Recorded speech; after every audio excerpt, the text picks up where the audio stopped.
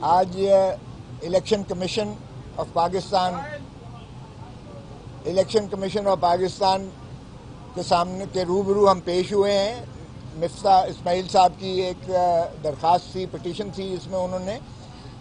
قادر Mandokhel Pakistan Peoples party کے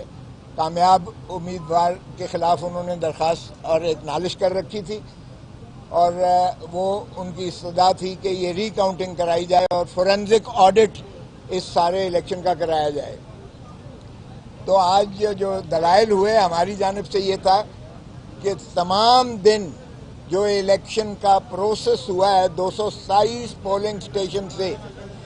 ایک polling station سے بھی کہیں شکایت نہیں آئی کہ کوئی دھاندلی الیکشن میں ہو رہی ہے، اور میں نے یہ کہا عدالت کو کہ یہ ہاٹلی کنٹیسٹڈ کیس تھا، کنٹیسٹڈ الیکشن تھا، جس میں سابقہ وزیر اعظم، ان کے مسلم لیگ نون کی جانب سے سابقہ گورنر اور ایک ظفر موج ان کے قائدین کی سارے موجود تھے،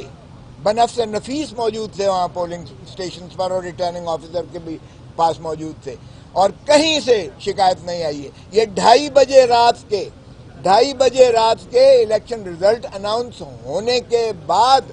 یہ ایک درخواست ریٹرننگ آفیسر کو دی جاتی ہے، جس میں کہا گیا کہ رزلٹ کے آنے کی یعنی ترسیل میں تصال کی بنیاد پر شکوک و شبہات ہیں، اس لیے ری کاؤنٹنگ کرائی جائے۔ اب قانون کی منتہا بڑی واضح ہے کہ اگر آپ ری کاؤنٹنگ چاہتے ہو تو پھر آپ کوئی ٹھوس استدلال دیں گے اور اس کے ساتھ کوئی شواہد ساتھ لگائیں گے تاکہ اس کی بنیاد پر ایک ریزنیبلنس جو ہے ظاہر ہو۔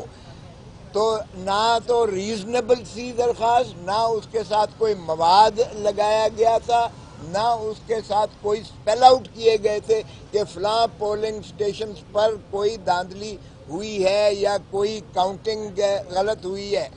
تو ایسے میں ریٹرننگ آفیسر نے یکم کو جب یہ مسترد کی درخواست، تو مسترد سے پہلے ہی ایک درخواست جو ہے الیکشن کمیشن کو بھیج دی جاتی ہے، اور الیکشن کمیشن نے اس پر ہمارا جو ہے کنسالیڈیشن آف ریزلٹ کو روک دیا تھا۔ تو آج اسی طرح بحث ہوئی ہے، اور اس پر ان کا استدلال یہ تھا کہ اور دوسری چیزیں بھی وہ کہنے لگے کہ ہمارے پاس اور چیزیں آئی ہیں، فارم 45 پر دستخط نہیں ہے، اور فارم 46 اور 45 میں تفاوت ہے۔ انہوں نے کہا یہ باتیں تو آپ نے نہ پہلی درخواست میں لکھی ہیں، نہ اس درخواست میں لکھی ہیں، نہ کوئی مواد لگایا ہے۔ تو ہماری جانب سے تھا کہ یہ آفٹر تھاٹ ہے، یہ کھسیانی بلی کھمبا نوچے کے مترادف ہے۔ یہ ہارنے والے ہمیشہ ہی اگر ان استدلال پر اگر ری کاؤنٹنگ یا اس طرح سے پروسیس کو جو ہے یہ ملتوی کیا جائے یا لمبا کیا جائے، سوالت دی جائے، تو پھر پاکستان میں کوئی بھی الیکشن کا نتیجہ جو ہے وہ نہیں آتا، کیونکہ بدقسمتی سے کوئی بھی اپنی ہار یہاں مانتا ہی نہیں ہے الیکشن کے نتائج کو۔ تو مسلم لیگ نواز نے بھی یہی کیا۔ جب تک تو ٹھیک تھا، جب آپ کے میڈیا میں کوئی ایک آدھا وہ پولنگ سٹیشن سے اس کی آگے چلا جاتا تھا، اور جب بالآخر 11 پولنگ سٹیشن رہ گئے اور جب ان کی ہار ان کو نظر آ گئی، اتنا ڈفرنس ہو گیا، تو وہ خیر سے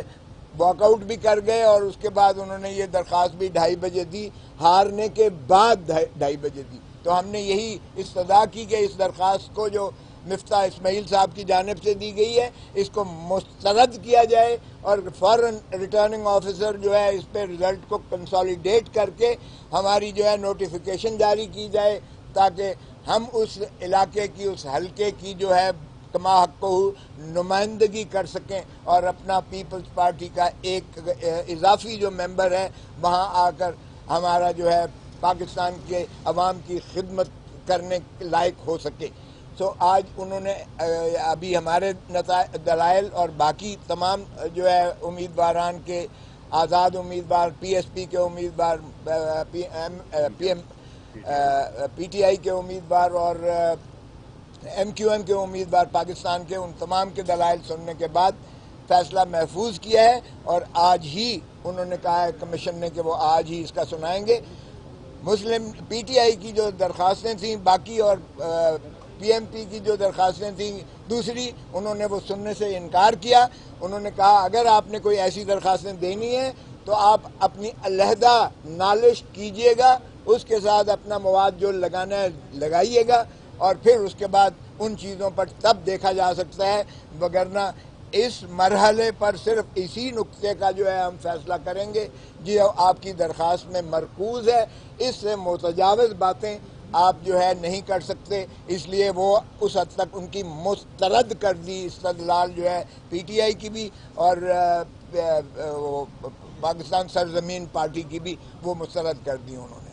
YouTube पर गूगली न्यूज देखने के लिए youtube.com की सर्च बार में गूगली न्यूज टीवी टाइप करें। गूगली न्यूज के पेज पर सुर्ख रंग के सब्सक्रिप्शन वाले बटन पर क्लिक करना ना भूलिए। YouTube पेज पर अपलोड होने वाली वीडियोस से बाखबर रहने के लिए बेल आइकन पर क्लिक कीजिए। आपको हर नई वीडियो के बारे में नोटिफिकेशन मौसूल हो जाएगा।